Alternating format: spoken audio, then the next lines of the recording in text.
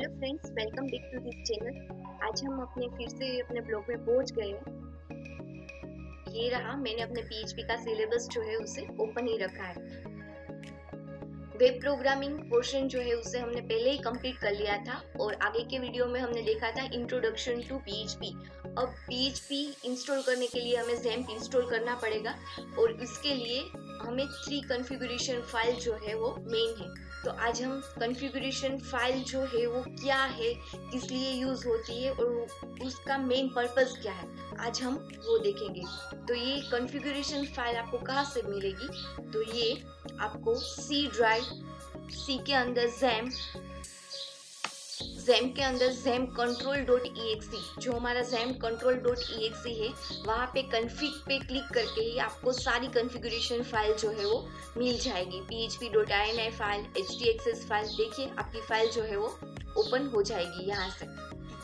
तो ये फाइल है वो किस लिए है, उसका मेन पर्पस क्या है, तो आज हम वो देखेंगे। वैसे तो कितनी सारी है वो कॉन्फ़िगरेशन फाइल है, लेकिन जो मेन फाइल है वो 3 है। देन फर्स्ट मेन फाइल जो है हमारी htdd.config फाइल, सेकंड जो है वो .htxs फाइल, थर्ड फाइल है वो php.ini फाइल। देन फर्स्ट हम देखते हैं htdd config फाइल। ये फाइल किस लिए है? तो htdd.xs फाइल है वो अपाचे सर्वर को कंट्रोल करने का वर्क करती है। हमारे XAMPP के अंदर हमारे सर्वर का नेम है अपाचे, उसे कंट्रोल कौन करता है? htdd config file. उसे मास्टर कॉन्फ़िगरेशन भी कहा जाता है। और ये फाइल जब आप अपाचे स्टार्ट करते हो तब ये फाइल रन होती है, तब ये फाइल एग्जीक्यूट होती है जब आप अपाचे सर्वर जो है वो स्टार्ट करते हो, और वो पूरे अपाचे सेटिंग को कंट्रोलिंग करने का वर्क करती है। फिर देखते हैं, और उसका htdd.config फाइल डिफरेंट OS में उसका नेम अलग हो सकता है, डिफरेंट प्लेटफॉर्म में। So first point is it can actually different name on some platform.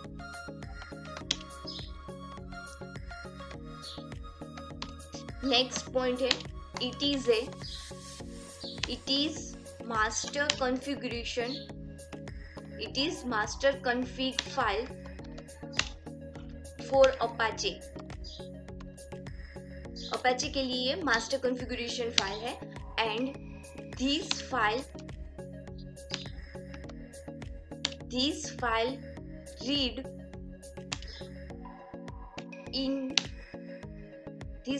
read when Apache starts or if you run। अगर आप रन करोगे अपाचे को और स्टार्ट करोगे तभी ये फाइल है वो रीड होगी।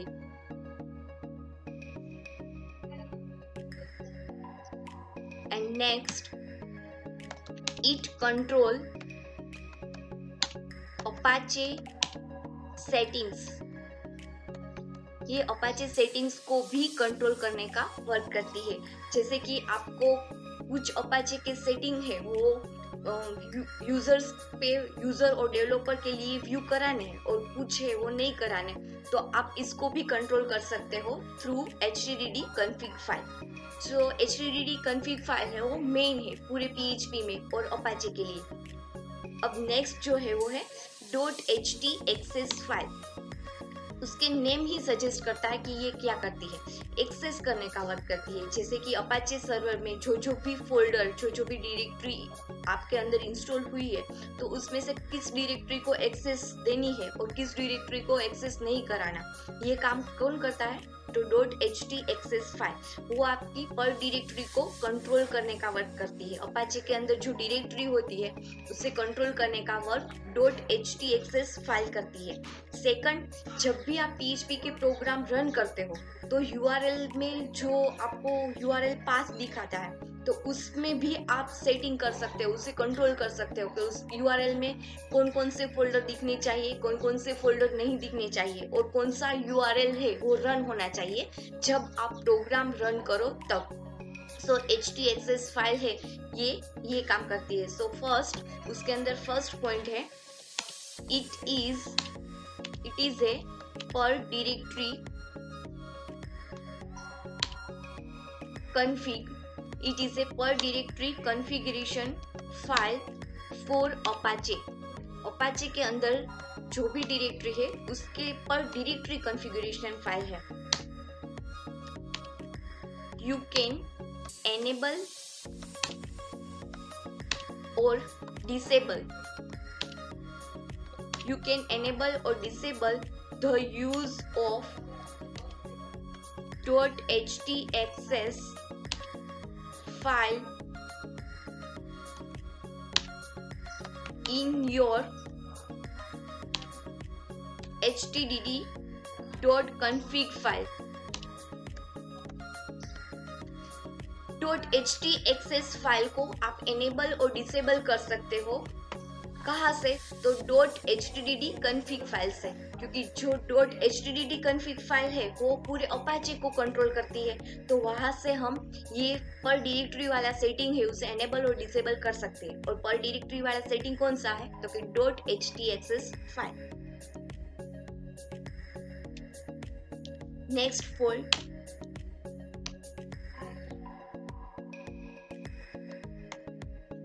this file is where you specify option for URL routing।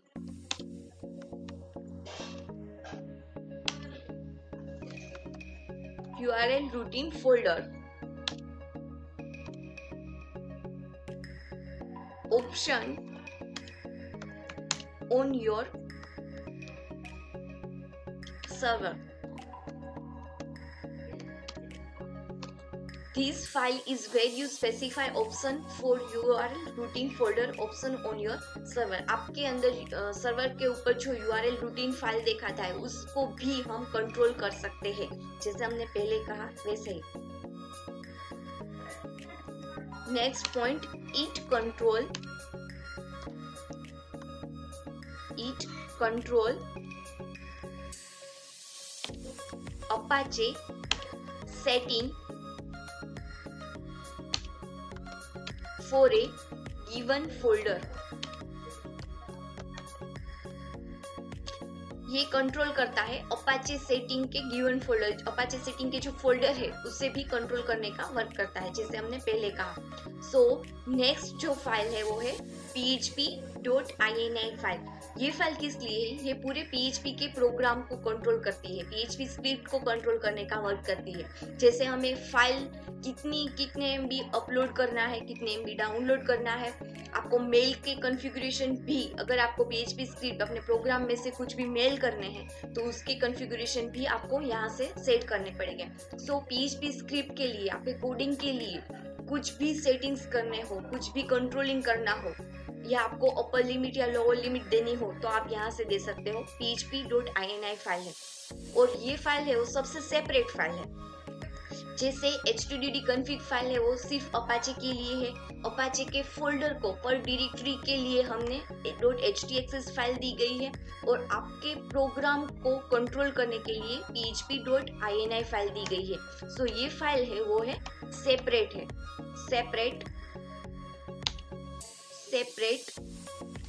Separate from Apache. ये फाइल है वो अपाचे से सेपरेट है। और सेकंड पॉइंट it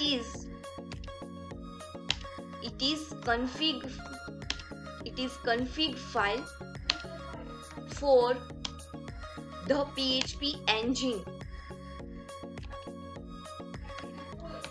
ये PHP engine के लिए भी कॉन्फ़िगरेशन फाइल है। Third it control PHP setting. ये PHP सेटिंग को भी कंट्रोल करने का वर्क करती है। ये अपाचे से पूरी सेपरेट है। अपाचे सर्वर का सेटिंग हम ये फाइल में नहीं कर सकते।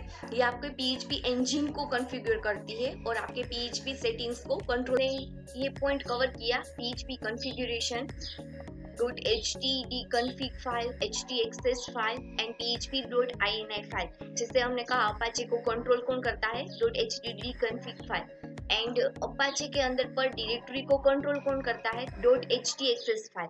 इन पूरे PHP इंजन, PHP स्क्रिप्ट को कंट्रोल कौन करता है, php.ini file. So after completing configuration file, next topic हम देखेंगे PHP वेरिएबल। PHP वेरिएबल,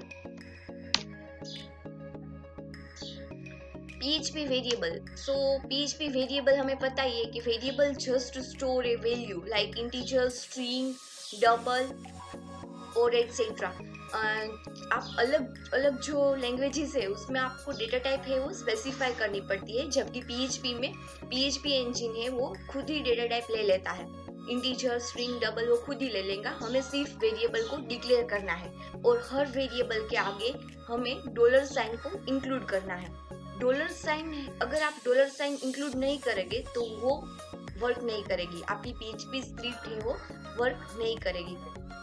और एक ही PHP जो है वो केस सेंसिटिव है, मींस कैपिटलाइजेशन आपको फॉलो करना पड़ेगा, कैपिटलाइजेशन का रूल। सो देखते हैं हम PHP वेरिएबल की first definition. A variable is a storing a value like text, string or integer। Next point, in PHP के अंदर सिंटेक्स क्या है वो हम देख लेंगे। PHP syntax,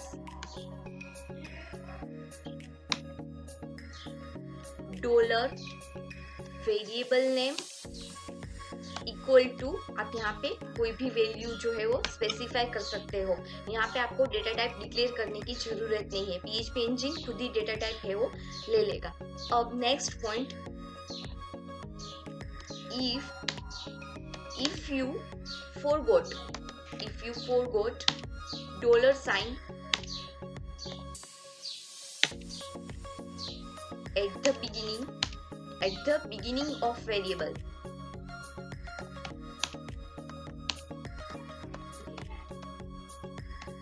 it will not work। जैसे हमने पहले ही कहा कि अगर आप डॉलर साइन भूल जाओगे तो ये वेरिएबल PHP स्क्रिप्ट है वो आपकी वर्क नहीं करेगी। और variable name are case sensitive, so use the exact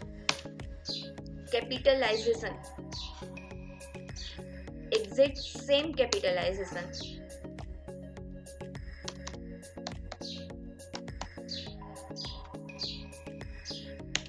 when using a variable।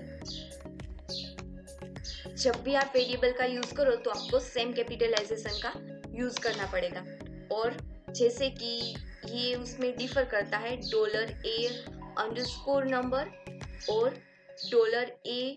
$a_number, ये दोनों ही वेरिएबल अलग है। सो ये सिर्फ एग्जांपल है। नेक्स्ट पॉइंट, नेक्स्ट उसके रूल्स है, जैसे variable must start with letter और अंडरस्कोर। बाकी की लैंग्वेज में आपको अंडरस्कोर से वेरिएबल है वो अलाउ नहीं करता, यहाँ पे आप स्टार्टिंग कर सकते हो, स्टार्टिंग विथ लेटर और अंडरस्कोर। यहाँ से आप वेरिएबल का स्टार्ट कर सकते हो। और नेक्स्ट, अगर आपको वेरिएबल के 2 अलग वर्ड लेने हैं तो आपको सेपरेटर के लिए अंडरस्कोर का यूज करना पड़ेगा। सो ये था basic introduction of PHP variable. अब जो स्कोप ऑफ वेरिएबल है वो हम आगे के वीडियो में देखेंगे। So thank you.